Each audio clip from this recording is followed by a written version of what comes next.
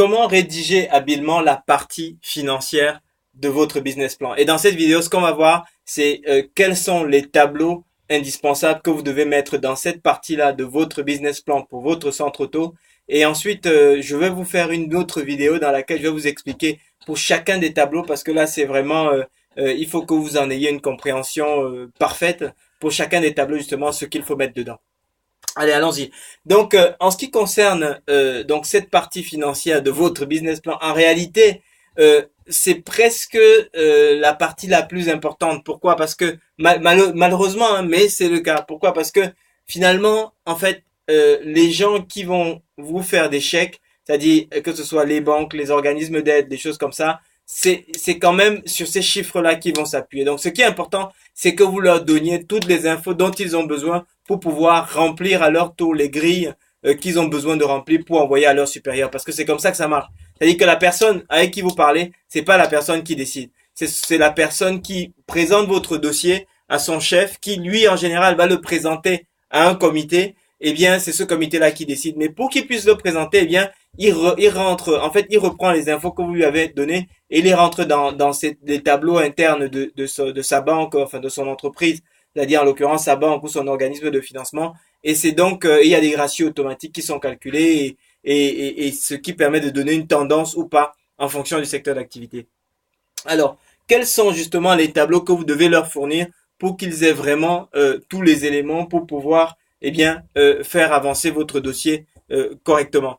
Alors, le premier tableau, c'est le tableau qui va c'est le tableau des investissements. C'est-à-dire que c'est le tableau qui récapitule tous les investissements que vous avez besoin de faire et les sources de financement. Mais une fois de plus, je vous fais une vidéo spécifique où je vous explique pour chacun des tableaux ce qu'il faut mettre dedans, comment il faut le présenter et pourquoi c'est important.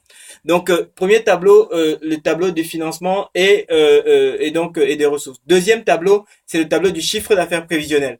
Ensuite, le troisième tableau, eh bien, c'est le tableau dans lequel vous allez présenter le plan de financement. Le plan de financement, c'est là où vous mettez concrètement d'où vient l'argent et comment est-ce qu'il va partir.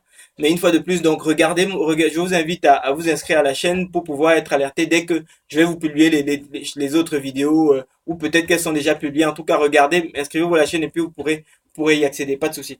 Donc, tableau des investissements, tableau de chiffre d'affaires, tableau de financement. Ensuite, vous allez devoir fournir également le plan le compte de résultat prévisionnel. Ça, c'est l'autre tableau que vous allez devoir fournir. Puis l'autre tableau qui sera important qui puisse avoir, parce que le compte de résultat prévisionnel, c'est là où il permet de savoir concrètement qu'est-ce que ça crache votre affaire. Donc ensuite, il faudra également leur fournir eh bien le bilan de départ, c'est-à-dire à l'ouverture de l'activité, comment est-ce que ça démarre et le bilan prévisionnel, c'est-à-dire à la fin de la première année, de la deuxième, la troisième année, à quoi est-ce que ça ressemble. Et puis, ils vont également vous demander un tableau qui s'appelle en fait le plan de trésorerie qui va en fait leur permettre de savoir concrètement qu'est-ce qui va vous rester en cash à la fin de chaque mois pendant les premiers mois de votre activité.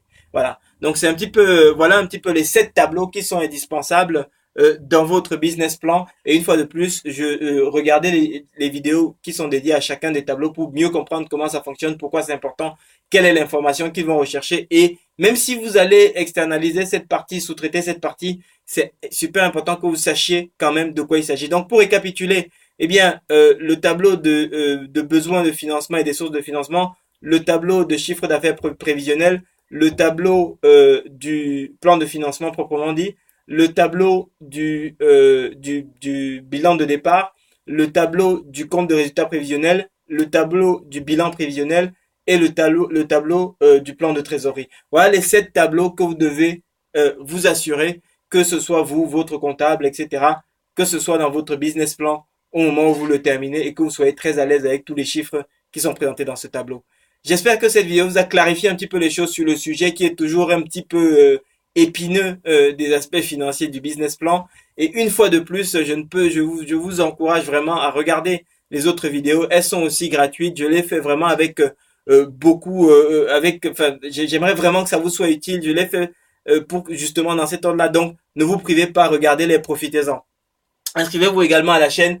Tout ça, c'est gratuit et ça vous permet bien de recevoir justement les nouvelles vidéos chaque fois et dès qu'elles sont publiées. Est-ce il reste des zones d'ombre justement par rapport à ce que vous venez d'entendre? Ça se passe dans les commentaires. Likez la vidéo. Et puis surtout, je vous souhaite très très bon succès dans votre projet. Merci.